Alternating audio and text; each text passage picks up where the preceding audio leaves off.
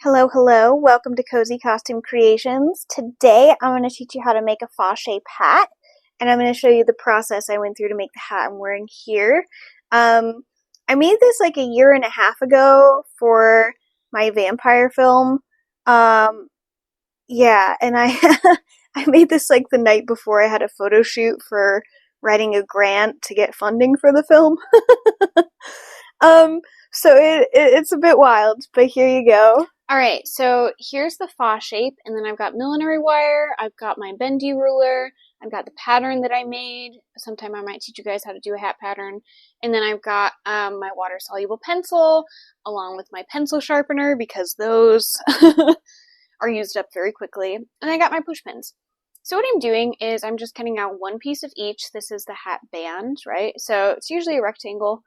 Depends on the hat, really. And then I've got a teardrop for my brim, and then I've got a circle for the top of my hat. The top of the hat is typically called a crown. Of course, it depends on the type of hat and, what it is. But in this case, it's the crown. So we've got the crown, we've got the hat band. Now, I do want to say hat band has like three other things it could refer to.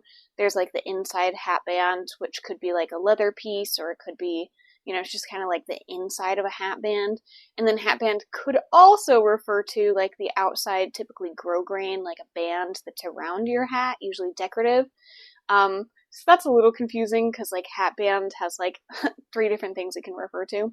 But yeah, so typically this is a perching hat, right? So a lot of hats are made out of just those three pieces where you've got a brim, a crown, and a band, right?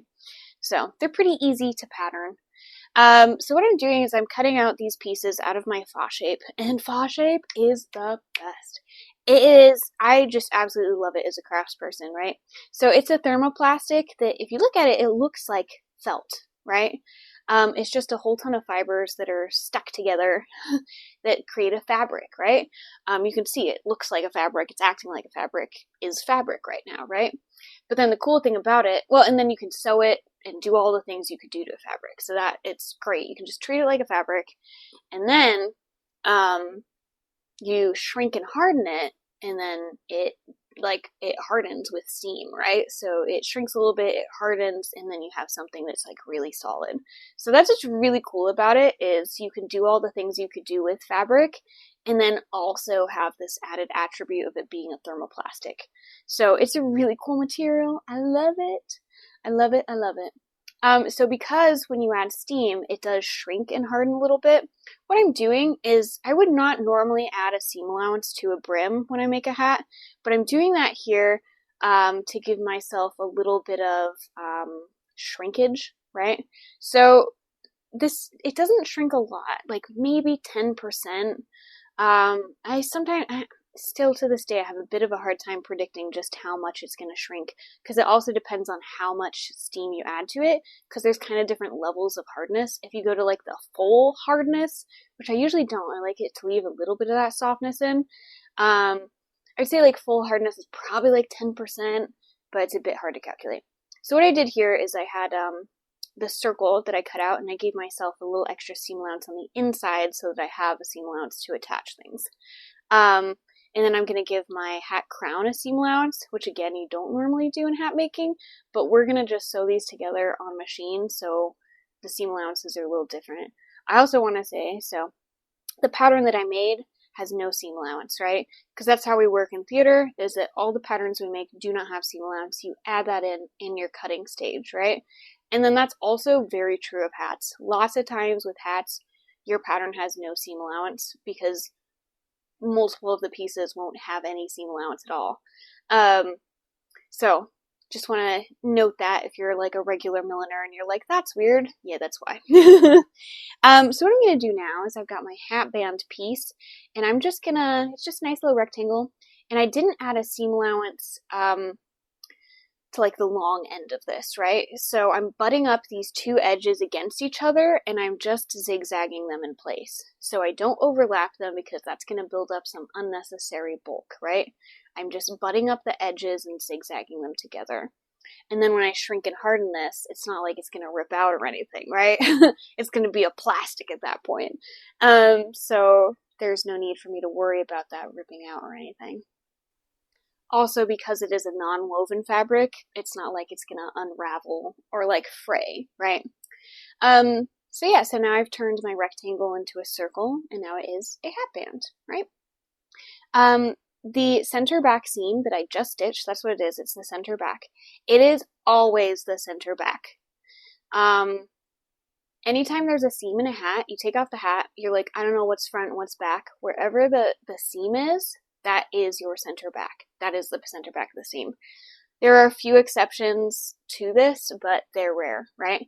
The reason is because you do not want to see the seam at like center front. That looks ugly. Like, you're always trying to hide your hand when you're creating something. You want like people to not know that you even made this, right? It's just magic. It just appeared. So you kind of hide those things, right? So seams are things you're always trying to kind of hide.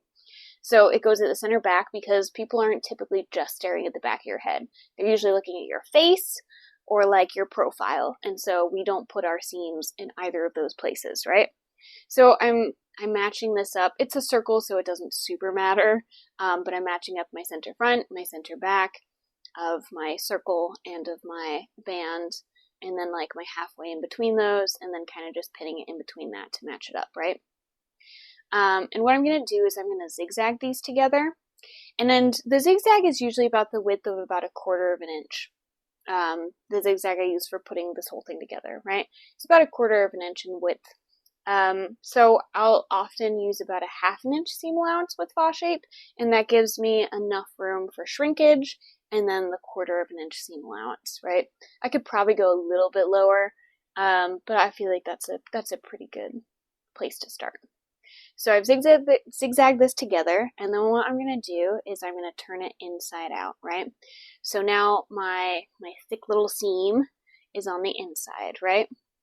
Because the inside, again, we're always trying to hide our craftsmanship. The ugly stuff goes on the inside, so that you only see the beautiful stuff on the outside.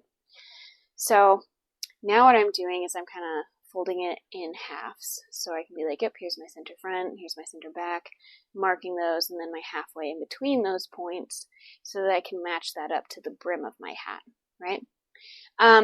Because I did a circle, it doesn't matter as much if I'm off, but a lot of hats have an egg shape because your head is egg shaped, right? The top of your head has a master oval of like an egg shape, right? So it's pretty specific. That's why like the back of your head, it has this big old lump of your skull. So you've got like the back of your head is like thicker, so your head is very egg shaped. It's not quite an oval. It is a little bit more of an egg. So when you're attaching your band to your brim, you have to line up the pieces really, really precisely so that it actually fits right and you don't have it like, you didn't put your egg shape in a place you didn't want it and your brim now like is making a weird shape, right? So I gotta match this up, make sure it fits all nice and pretty. And again, my seam allowance is on the inside, what's gonna be like facing my head and not outside to the world, right? So I'm pinning this, and then I'm going to stick this through and do a zigzag, right? I'm also doing a perching hat, which is why like the crown of my hat is a circle rather than an oval, because it's not meant to fit over my head. It sits on top of your head, which is what a perching hat is. It's a hat that perches on top, right? Like a little bird perching in the trees. It's like, I'm just hanging, I'm not attached. I'm just here for a wee bit. So yeah, we do a little zigzag, doop, doop, doop, doop. Honestly, it's very satisfying sticking like that little circle through the machine. Yes, yes, yes, yes, yes. Delicious. All right, so then we do a clippy clip, and now you can see it's already looking like a hat. It's a hat! And you can see it's also like, because it does fit on my head right now, like kind of like that, we're gonna shrink it, so it's not gonna fit like that anymore, right? Not gonna be the future of it. So this is millinery wire, which is one of my favorite things. I just had my class lecture where I was talking about this. I'm such a nerd. I love millinery wire. You can do so many things with it. So it's a wire that has kind of this thread wrapped around it. And I love that it has the thread wrapped around, because the advantage of that is that it keeps you from having raw metal butted up against your fabric. Because you tell me what is going to happen to this beautiful hat that you make that then has metal inside it, that then is stuck in a humid environment and just sits in your closet for like 5 years. It's gonna rust, right? So it's nice that it has this thread wrapped around it, because then it kind of prevents some of that oxidation, and then it keeps it from then getting all over your beautiful fabric. So it's an extra layer of protection, which I really like, especially in theater. And especially a lot of the theater stocks I've worked in, stock is not in a very well temperature and humidity controlled place. So you want things that can withstand the horrors of being thrown into stock. So what I'm doing is I'm zigzagging the millinery wire to the edge of the brim. And it is butted up against the fabric. I'm not putting it on top of the fabric and zigzagging it. I'm putting it right next to it, so it is the very edge. So now you can see a nice little close-up. So I'm sticking it where the millinery wire matches up right with the middle notch of my presser foot, right? And you can see I'm using like a 5 stitch width, right? So I'm using a wide width and a zigzag so that I can actually like have space to go around the millinery wire. So right here I've got the point of my teardrop, so I took a second and I, used my wire plier to then bend it into that point. And then to get around it, I'm hand cranking, because you want to be really careful. You can see I'm also wearing safety glasses because I am sticking metal through my machine, and if my needle hits that metal, disaster could happen, right? So that's why I am wearing my safety glasses, because I want to protect myself in case this goes awry. And you should too. Wear your freaking safety glasses when you're sticking wire, this heavy metal, through this machine, right? But yeah, you can see how I have that fabric and I've just butted it up against the edge. I just push it together, right? And I do a little zigzag in it. It gets to be the edge of my hat. So the cool thing about millinery wire is because it's a wire and you're sticking it around the edge, the brim of your hat, the outer edge, it means I can shape the brim with it, right? So what's really cool is because it's wired, I can shape it and reshape it into different shapes. Which is really, really cool. So I'm a huge fan of millinery wire because you can make one hat and then like shape it different ways. For example, if I had like a circular brim, I can then fold up that brim to either be a bicorn or a tricorn, or I could do some twirlies with it. Like, it gives you some awesome versatility. And then it just gives you some beautiful structure. Huge fan of millinery wire. Beautiful, beautiful. Love it, love it. So I'm getting close to the edge of my project here. So I haven't cut my millinery wire yet. So what I'm doing here is I am gonna kind of pull my fabric a little bit down, a little bit away from this, because if I stitch my millinery wire onto this exactly, I have it exactly match up of like the length of my millinery wire exactly matches up with the circumference of my outer brim, then that's going to be a problem when I then shrink and harden this, because it's going to shrink and then it's going to try to like pull out that stitching that I did, and kind of it's going to be kind of problematic. So I'm kind of like pulling down my fabric a little bit so that I'm actually going to put in less millinery wire than there is fabric. So I'm kind of bunching up and kind of gathering the fabric on it a little bit. And then I cut it using my wire clippers and wire cutters, maybe. And then here what I have is this little plastic tube, right? So I have this little plastic tube that I then stick my 2 ends of my millinery wire into, right?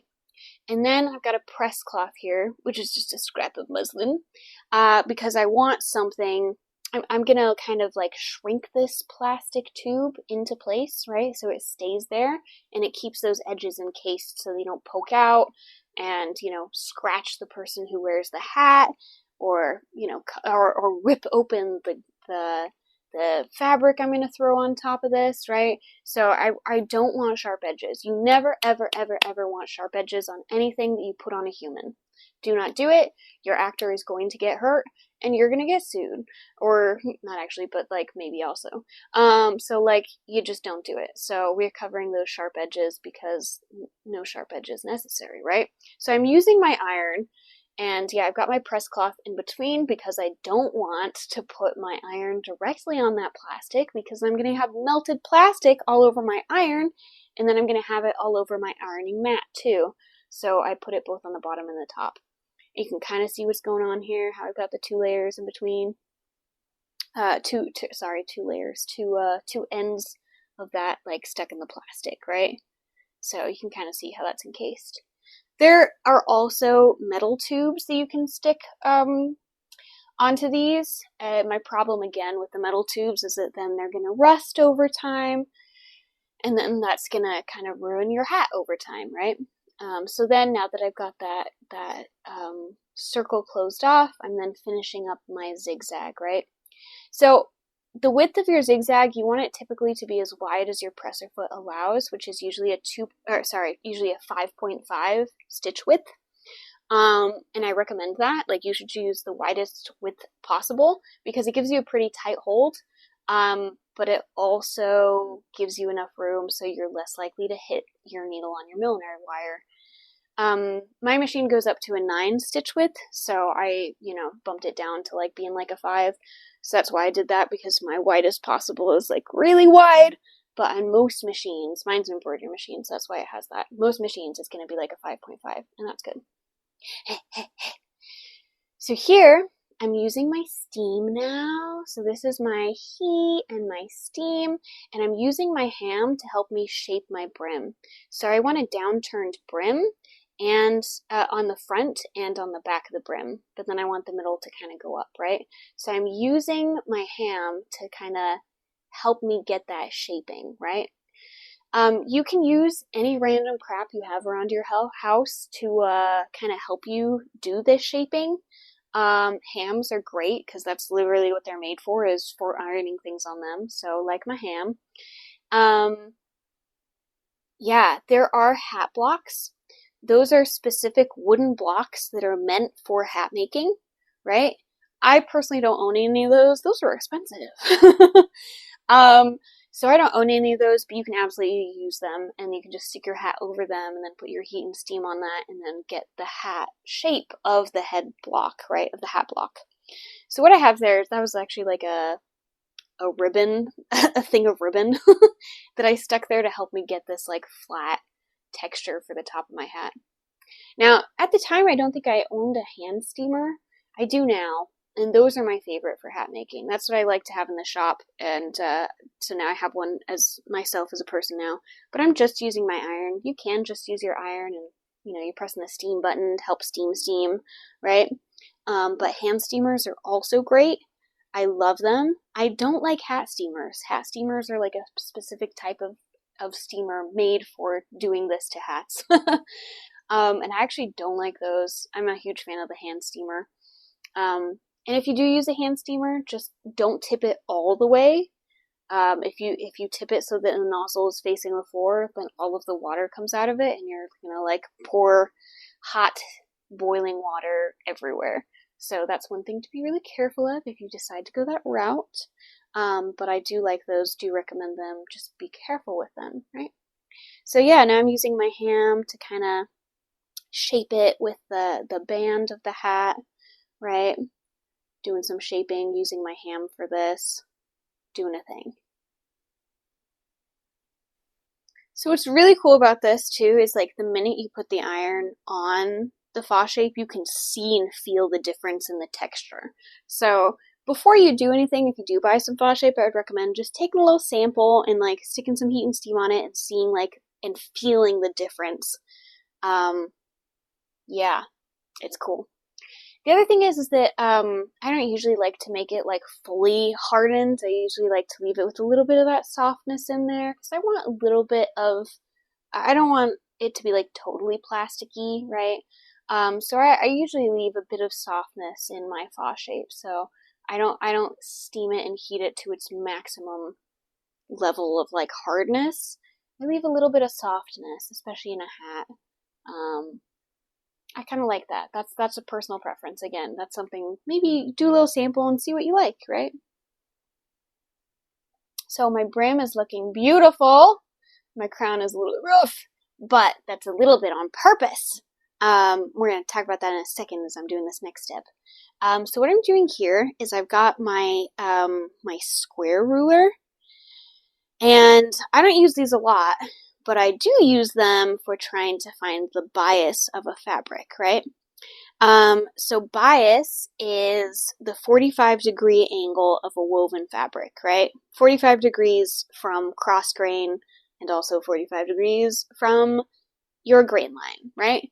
So it's the diagonal stretch of the not diagonal stretch. Well, it is stretchy, but it's like the diagonal direction of your fabric, because with the woven fabric, the strongest part of the garment is like following the grain line. That's your strongest. That's your direction of least stretch. The second most is cross grain, which is perpendicular to that. And that has a tiny bit more give. It's slightly less strong, but it's still pretty strong, right? So you're supposed to cut fabric on grain. I have a whole, go watch my how to make an apron video, which talks about like all the basics of that. But yeah, when you cut fabric, you most typically cut it on grain. What I'm doing here though is I'm cutting it on the bias. The bias, again, is that 45-degree angle, and it has the most stretch. And we love bias for hats because it makes it so we can beautifully stretch this fabric around these weird shapes. And it actually works, because if you try to do this with cutting this on straight grain, you're going to be ripping your hair out. You are not going to be a happy camper. So I'm cutting this on the bias, which is going to give me a beautiful stretch. So that's how we do it in hat making. I've cut these out with a seam allowance, right? Because this is fabric, it is going to have a seam allowance. So this part is just like normal. Added my seam allowance, did my thing, right? Cool. All my pieces, look at them. I cut 2 of each piece because I'm using the same fabric for my fashion fabric and my lining on the inside. So that's what I did. So here I'm stitching up my center back seams of my hat bands for my lining piece and my outside piece, right? And then I'm pressing open my seams to make them extra beautiful. Yes. Delicious. And now I'm matching up my center back, my center front of my hat band to my hat crown, right? And I'm going to do that for all those pieces, match those up, and then a halfway point in between those, and then kind of fill in those gaps. So, and then I'm just going to stitch these together with a straight stitch. And I think I used a 1/2 inch seam allowance. And I think for hats that's pretty typical. I'll use either a 1/2 inch or even a 1/4 inch. Use like a little bit smaller of a seam allowance, because hats tend to be so small that bulk really does matter. So if you have a big, bulky, like 5/8 of an inch seam allowance, it's just too much. So yeah, a 1/4 inch is pretty good. For this, I'm using a 1/2 inch. Yeah. So here I actually am doing something a little bit weird too, because you would usually sew the lining this way, where you sew the crown to the band by machine, but then when you're doing it for like the top of the actual hat, like the outside layer, you would do that, you would pin that in, and you would stitch that by hand. And that's how you get it to fit just beautifully and perfectly over that hat. And it is just gorgeous when it's done well, and it is beautiful, and wow, the craftsmanship, delicious. I decided to do something a little different for this character. So I am doing it by machine. The reason is the Duchess, who is that character who wears this hat, in this scene, she's a little crazy. If you watch the film when it comes out, you'll understand.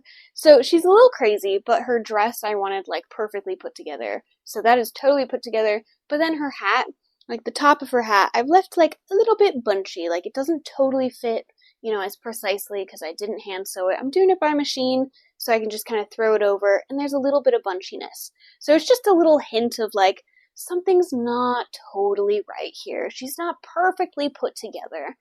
And I like doing that as like the hat piece rather than having done like a little something weird with her dress or something. Because hatters are mad, and, you know, Mad Hatter kind of plays into that whole thing.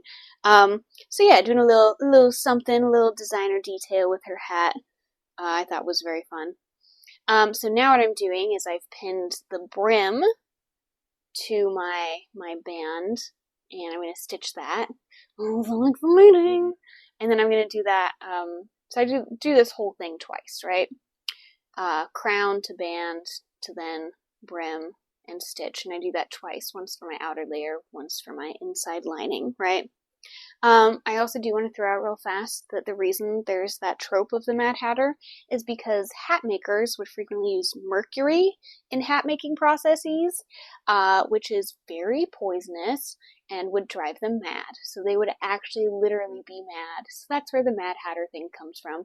It's because we use a lot of toxic chemicals in hat making, and we still do to this day. It's just we use different toxic chemicals and we try to protect ourselves. So there you go. So there it is. Look at this. It's so cute. And then, of course, I iron it because ironing is half of sewing, right? That's rule number 1. Yes, yes, yes, yes. So here's another little fascinating fact as I'm pressing these seams open.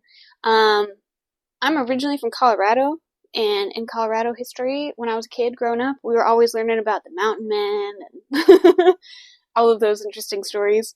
And the beaver actually almost went extinct because beavers are what top hats are made out of. They're made out of beaver pelts. So that's why they're like kind of fuzzy.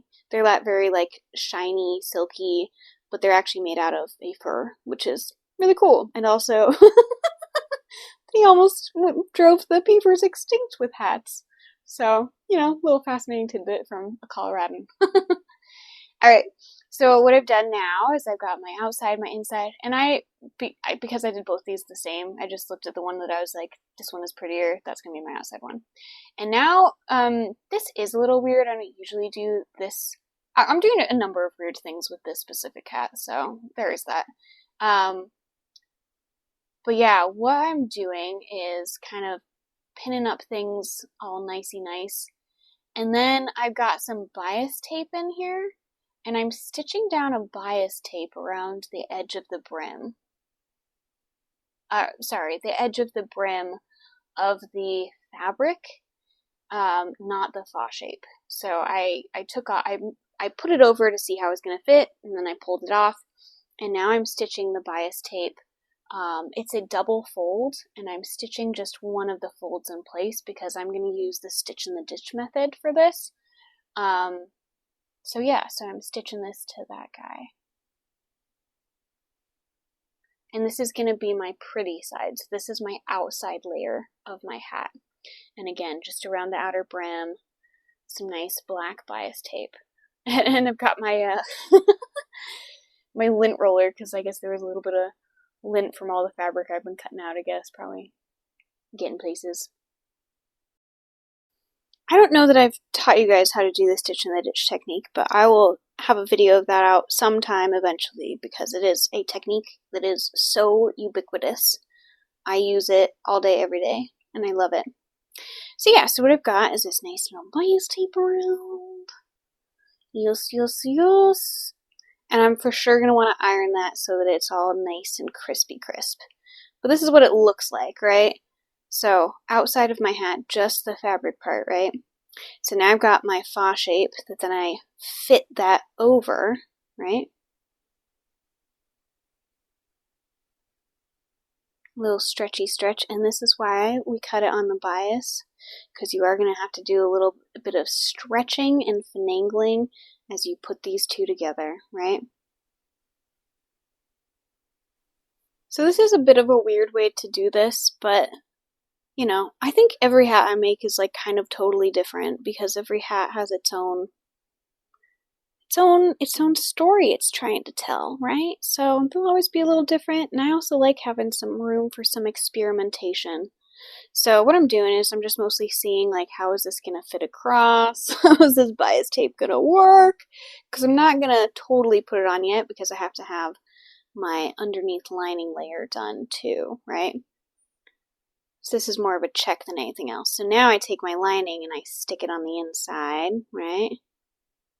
And your lining is always going to be like a little puffier on the inside. Like there's little, it's a little baggier because the outs, if you plan your pattern for the outside of your hat, then of course the inside has a smaller circumference, right? There's less surface area on the inside. There's a smaller circumference of that hole. So then that means that the inner lining of your hat is a little baggy. And you could compensate by that by making a separate pattern piece for that, but that is not what most hat makers do. You'll look at your lining of an inside of the hat and you'll see it's a little baggy. And that's why. It's because call it lazy, or call it like the inside doesn't matter, so whatever, here's a little bit of bagginess. So just know, like, your inside lining of your hat is usually just a little bit baggy on, like, your crown and your band. Your brim, you want to fit perfectly, right? So I'm pinning that in place right now and making that kind of stretch. And that's what I want to fit. That's what's got to be tight and perfect. But yeah, the inside of the hat, no one cares. You can go to a store and look at the inside lining of any like cowboy hat or top hat or any of those hats and you'll see it. There is one thing too, that this is some of those toxic millinery chemicals they use. If I were in my shop, I would have sprayed an adhesive on the inside, so I would have used a spray adhesive, and that's what keeps like the top of your lining attached to the top of your hat, right? So mine's just going to be baggy in there. It's not going to be like attached to the top. I could like, do a hand tack, stitch it in a few places to tack it up there. But most typically it's just like a spray adhesive. Scotch has a spray adhesive. And I've used that one before, but you can use a whole ton of ones, right? So yeah, one of the toxic chemicals, but because I'm doing this at home, not using any toxic chemicals at home, because you definitely want to wear a respirator and do it in a ventilated area if you do use those. So then I put my top layer, wow, I skipped a lot of steps. So I then put my top layer on top, and then I folded my bias tape around, and then I pinned it in place as if I'm doing a stitch in the ditch, and then I am doing that stitch in the ditch. So there is only one seam that is holding the lining layer and this top layer in place, and it is that seam. So this is pretty difficult, and I am again wearing my safety glasses because the millinery wire is in there, and I still don't want to hit it, right? I'm stitching like a 1/4 inch away from it, but you don't want to take any chances. So that's what I'm doing here. And it does take a bit of muscle to push this through. It's not as hard as a tutu though. Yeah. And if you noticed, I had a costume change here. Because I was like, I think I was up until like 2 a.m. or something, like trying to finish this hat. And then I was like, nope, that's it. That's as far as I go. I have to go to bed. I don't even notice when I'm like going until 2 a.m. lots of times because you get into a state of flow and you just do the thing. So I'm a pretty prolific crafts person because I just like, I don't know, I'm just like, oh no, I accidentally made a thing. Oh no. So that can happen, and I'm getting old enough now that my body is really like, okay, you can't do this anymore. You just can't. So that's happening more now. I'm getting old. But yeah, so this is the next morning of me finishing up this hat. And then, and then I like threw on some decorations on it and then went off to the photo shoot so I could get some photos that I could then submit to my grant proposal and be like, look at these cool things I'm making. Don't you want to see them in the film that I have them planned for? And, this did help me get funding for the first half of my film. So, yay! So as I'm doing this bias tape that I am stitching back in, right, doing the stitch in the ditch method, got my safety glasses, and being very careful, right? I'm using pins. I would for this, but there are other parts of a hat where you can use clips. So like the little sewing clips are really great for weird craft things. And then I've got to the point, and I'm doing what you do for every kind of point in the machine, where you leave the needle in, and then you lift up the presser foot, turn the thing around, drop the presser foot, and stitch, right? It gives you a really clean point or corner, right? And now I have the base of my hat! Yay! Yeah, and you can see how the inside is like kind of bunchy, right? That's super normal. But again, if I were doing this in the shop, I would have used some spray adhesive on to keep the inside layer to the Fosshape, right? That inner lining. So now I'm clipping my threads. Dope, dope, dope, dope, dope. And now, yeah, I've got like my hat. So exciting. So exciting. I do have a separate tutorial for how to put in horsehair braid strips. You can also do horsehair braid loops, which I'll show you guys how to do sometime. And that's what you use to put into a hat to then attach it to your head, right? You can also use toupee clips. I also really like those, and I use those pretty frequently. So there are some other options. But if you want to check out that video, which I think I'm going to post next week, do check it out. See how to attach these things to your head so it can perch on top of your head and not fall off. See what magic witchery we do to make that possible. So what I'm doing here is I'm now doing a little decorative something. So I've got a little piece of lace, which you can hardly tell, but it's a pleated piece of lace that I'm stitching into place, right? And I think I just stitched it like as a circle, and then I could just pull it on and off. So I did that originally for the photo shoot, and now I'm like actually like stitching it in place. Because this is after the photo shoot. I think I safety pinned some things in place, and I like kind of tacked them in really quickly, and then I ripped it out afterwards, and now you're seeing me being like, okay, now we're going to actually do the decor nice and do it in a way where it's actually going to stay put, right? So I'm stitching my hat. Again, this is weird because you would typically call this piece a hat band. So I'm stitching the hat band to the hat band. There are a number of terms like that in sewing where it's like the same thing means so many things. And one of them actually is horsehair is used all over the place. So that has like 5 different meanings and like different textiles that it refers to. Yeah, there's a number. But anyway, so there I am stitching it in place. Yeah, therapy. And then I had some blue roses. They're so cute. And now I'm just stitching them in place, right? I do end up sewing, again, as a craftsperson. I sew so many flowers to so many things. And one of the secrets is like stitching petals of one flower to the petals of another flower. That helps a lot. That's not a secret, just a thing we do. And I do actually often pierce the plastic part of these to have really secure holds. So you want to do that, but don't press too hard and like make yourself bleed when you're like pushing that needle through, right? So be careful, but that's what I do. So just making a little stacky stack of these cute little roses and stick them to one side. Yeah, I also want you to see how like the hat shape. You can see how like that millinery wire, along with the shaping and steaming that we did, has given it a really nice shape where it really does have that downturn on the back and the front and that kind of curve at the sides, which is really nice. I really do like the shape of this hat a lot. Yeah, and you can see it from this angle really well. You see that shaping of the hat, which is very cool. And again, huge fan of the wire.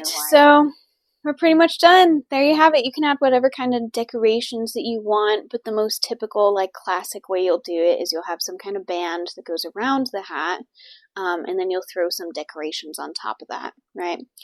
So have some fun, decorate it however you want, think about the character and, you know, what decorations they would have and why, do a little creative thought process, some design, and do a thing. But yeah, this is how to make a Fosshape hat. There are like 12 different ways that I do this. This is one of them. Again, I think I do kind of a different method for every hat. But you can also, instead of doing the fabric on top, you can also just paint Fosshape, which is cool. And I have them in my beginning class. I had them make like little mini hats that they then painted, which was really cute. So you can also paint this, so you don't have to do the fabric. Yeah, it does eat paint, so you have to have a fair amount of it, but it's pretty great. So that's an alternative option. But yeah, this is Fosshape. It's a thing I do. It's a thing I like. There you go. So as always, I hope you learned something. I hope you had some fun. And yeah, make something cool and do explore Fosshape. It is my favorite thermoplastic. I am a huge fan. So yeah, I would give it a try just for funsies.